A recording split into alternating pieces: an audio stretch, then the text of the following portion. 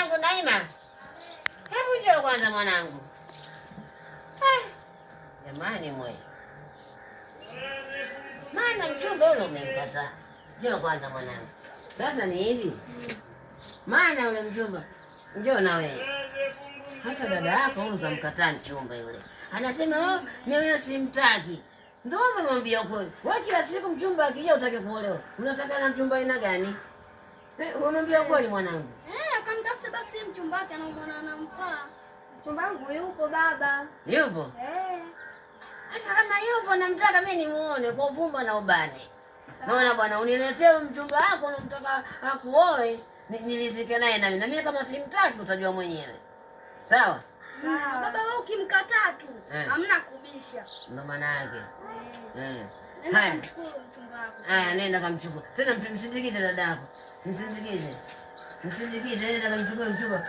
Na wewe, Neema. Haya. Unaleta mchumba ni muone. Sasa hivi baba. Haya mwanani. Haya. Watoto tasema wanachagua uchumba wenyewe. Wanachagua uchumba. Funga geti hilo. What is this?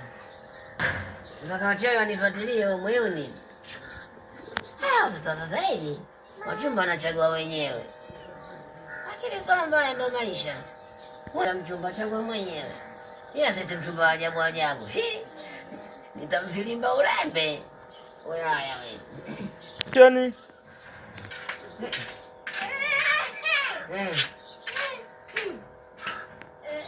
Yaani baba wewe mchumba mwenyewe ungemuona. Mganga. Kumekucha sasa baba. Unaona huko? Yaani ukuja ndio umeyataka baba. Baba ndio huyu mchumba wangu. Yes, kanjoma.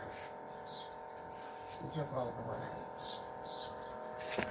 Awe mganga kile jitokea kwanza. Baba angalia sikusogelea. Ndio. Mzee bana ndo mimi. Ndo mimi hapa. Ndo mimi hapa sababu mwana ndo kanipenda hivyo. Bwana. Alafu na kwa masiala. Mimi labda kugeuza mbuzi bana.